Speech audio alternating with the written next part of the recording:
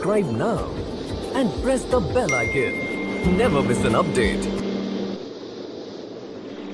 1997 کے آغاز میں بھارتی ایجنسیاں مجاہدین کی مضبوط اور منظم جماعت کوئی نقب لگانے میں کامیاب ہو گئیں اور صرف 2 ماہ کے مختصر عرصے میں یک کے بعد دیگرے 3 مایہ ناز چیز کمانڈر شہید ہو گئے۔ حاجی عبداللہ شہید، ابو غازی شہید اور خالد لاہوری شہید جیسے معروف کمانڈروں کا یوں شہید ہو جانا جماعت کے لیے بہت بڑا دھچکا تھا۔ یوں لگ رہا تھا کہ اس لقب کے ذریعے پوری تنظیم کا شیرازہ بکھر جائے گا، لیکن اس نازک حالات میں اور عین وقت پر غازی بابا نے اس لقب کا سراغ لگا کر پاکستان میں ذمہ داروں کو مطلع کر دیا اور بہت شدت سے زور دیا کہ اس لقب کا بندوبست کرو، ورنہ ہم میں سے آخری مجاہد کی شہادت کی خبر سننے کے لیے کانوں کو تیار کر لو۔ اللہ نے مدد فرمائی اور قائدین نے اس سازش کا پر وقت ادراک کر کے نظام کو محفوظ کر لیا۔ اب معاملہ تھا چیف کمانڈر کی تشکیل کا، اور یہ انتہائی گہرے غور و خوض سے کرنے کا فیصلہ تھا، کیونکہ حال ہی میں بہت تجربہ کار اور منجھے ہوئے کمانڈر شہید ہو چکے تھے۔ مشاورت کے بعد ذمہ دار حضرات کے ذہن میں جو سب سے پہلا نام آیا تھا وہ ساجد جہادی کا تھا۔ حالانکہ اس وقت وادی کے اندر ان سے سینئر اور تجربہ کار ساتھی موجود تھے، لیکن چند خصوصیات کی وجہ سے بزرگوں نے غازی بابا کا انتخاب کیا اور تمام ساتھیوں کو بھی انہی کے نام پر متفق کر لیا۔ وہ خصوصیات یہ تھی: نمبر 1، بہت اعلیٰ عسکری تربیت اور اس تربیت کی طویل عملی مشق۔ نمبر 2، شدید ترین جذبہ عمل، یعنی ہر وقت کچھ نہ کچھ کرتے رہنے کا جذبہ۔ جہادی کبھی بھی بیٹھ کر وقت ضائع کرنے کے بالکل قائل نہ تھے۔ نمبر 3، یہ کہ مقامی کشمیری آبادی کے ساتھ گھل مل جانے کی صلاحیت۔ یہ صلاحیت ان میں اتنی بھرپور تھی کہ عین اس وقت جب مجاہدین اس بات کے قائل ہو چکے تھے کہ مقامی مجاہدین کا نظام الگ اور مہمان مجاہدین کا الگ ہونا چاہیے، غازی بابا نے نہ صرف یہ خود کو مقامی مجاہدین کے ساتھ رہنا پسند کیا، بلکہ ایک قدم آگے بڑھ کر جنگل کی بجائے مقامی آبادی میں پوائنٹ بنا کر گھل مل کر رہنا شروع کر دیا۔ پاکستانی مجاہدین کا کشمیری مسلمانوں سے بدظن ہونے کی بڑی وجہ اس وقت کے نازک حالات تھے، کیونکہ ایک طرف اخوان المسلمین کے خود ساختہ کمانڈر کوکاپرے نے انڈین آرمی کے سامنے ہتھیار ڈال دیے، دوسرا ان سرنڈر مینیو نے مجاہدین کے اہل خانہ اور معاونین پر جو بے تحاشا ظلم ڈھائے، اس کی وجہ سے کئی مقامی مجاہدین نے آرمی کے سامنے ہتھیار ڈال دیے۔ اس حوالے سے ایک ساتھی کے تشویش زدہ سوال کے جواب میں غازی بابا نے کہا کہ اخوان کی وجہ سے جو حالات پیدا ہو گئے یہ صرف وقتی ہیں اور اخوانیوں کا خاتمہ ہونے تک ہی ہے۔ جو ساتھی کشمیری مسلمانوں کے بارے میں مختلف وصفوں کا شکار ہیں اور انہیں شک کی نگاہ سے دیکھتے ہیں، وہ دراصل انہیں سمجھتے ہی نہیں ہیں۔ میں نے یہاں آ کر یہ تجربہ کیا ہے کہ آپ ایک مرتبہ کشمیریوں کو یہ یقین دلا دیں کہ آپ ان کے ہیں اور ان کے لیے ہی یہاں آئے ہیں، تو پھر مخبری تو دور کی بات، یہ آپ کو اس حد تک اپنا لیں گے کہ آپ کو اپنے بھول جائیں گے۔ چوتھی اور بڑی خصوصیات جس کے فقدان نے آج امت مسلمہ میں قحط الرجال کی کیفیت پیدا کر دی، وہ یہ بہادری اور احتیاط کو ساتھ ساتھ لے کر چلنا۔ آج معاملہ اتنا خلط ملط ہے کہ جو بہادر اور عقل مندی کی حدود کو پامال کر دیتا ہے اور احتیاط کو بزدلی کہہ کر اپنے لیے اس کو اور چیز بنا لیتا ہے، تو ضرورت اس بات کی تھی کہ کسی ایسے شخص کو کمانڈر ان چیف بنا دیا جائے جو بہادر بھی ہو اور احتیاط کا دامن بھی نہ چھوڑے، تاکہ کچھ وقت نکال کر عسکری سیٹ اپ کو جما سکے۔ اور حقیقت یہ ہے کہ عسکری سیٹ اپ جمتا ہی تب ہے جب کمانڈر بھی کچھ وقت جم سکے، ورنہ آنیاں جانیاں ہی لگی رہتی ہیں۔ ساجد جہادی میں یہ صفت حد درجہ پائی جاتی تھی، وہ بہادری کے ساتھ ساتھ میدان جنگ میں اپنی حفاظت کا بھی خیال رکھتے تھے اور خوب احتیاط برتتے تھے۔ اسی احتیاط کی وجہ سے کپواڑہ کے ساتھی شروع میں انہیں ابو ٹینشن کہنے لگے تھے، مگر وہ امتحانوں سے کبھی نہ گھبرائے، بلکہ اس کے جواب میں بڑے پیار سے ساتھیوں سے کہتے، دیکھو بھائیو، بہادری بے وقوفی، احتیاط اور بزدلی میں باریک فرق ہے، اس کو سمجھو۔ بہادری کو بے وقوفی سے اور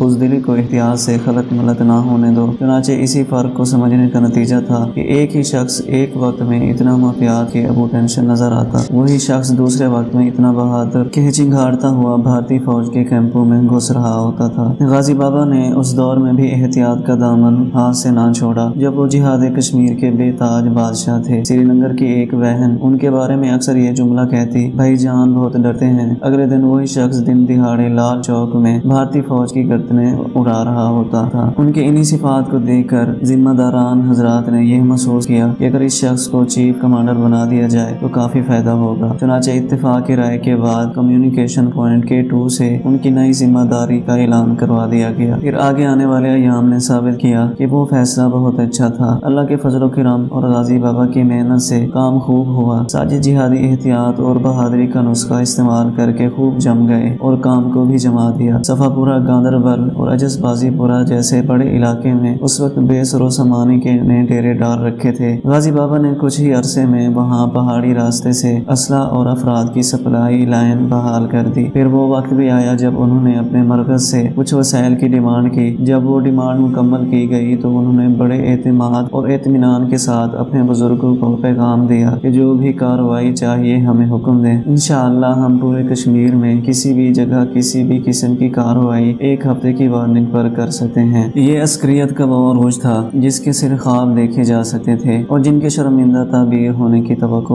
بہرحال بہت کم تھی، کیونکہ چھوٹی سی وادی کے اندر 7 لاکھ انڈین فوجیوں کے ہوتے ہوئے یہ سب ناممکن نظر آ رہا تھا۔ لیکن غازی بابا کی شبانہ روز محنتوں نے جیش محمد صلی اللہ علیہ وسلم کے وسائل اور اللہ کے فضل و کرم سے یہ مقام حاصل کر کے ثابت کر دیا کہ عالم کفر بے شک عسکری فیلڈ میں بہت سارے میدان مار چکا ہے، مگر اس کے باوجود یہ نتیجہ نکالنا کہ اب مسلمانوں کے بس میں سوائے حالات کا رونا رونے اور اللہ تعالیٰ کو مدد و نصرت نہ بھیجنے پر تانے دینے کے علاوہ اور کچھ ہے ہی نہیں، صحیح نہیں ہے۔ بلکہ آج بھی اگر کوئی باہمت مسلمان اللہ کے بھروسے پر میدان میں نکل آئے اور پورے اخلاص کے ساتھ محنت میں جٹ جائے تو آج بھی بہت کچھ ہو سکتا ہے۔ اگر ہمت کرے تو کیا نہیں انسان کے بس میں، اگر ہمت کرے تو کیا نہیں انسان کے بس میں۔ یہ ہے کم ہمتی جو بے بسی معلوم ہوتی ہے۔ غازی بابا کے تابڑ توڑ حملوں کی وجہ سے انڈین آرمی پر ان کی دھاک بیٹھ گئی۔ دوسری طرف پورے علاقے میں ان کی بہادری کے چرچے ہونے لگے۔ انہوں نے تھوڑے ہی عرصے میں عوام الناس کے دل جیت لیے۔ صفا پورہ کا ہر جوان، بوڑھا، بچہ،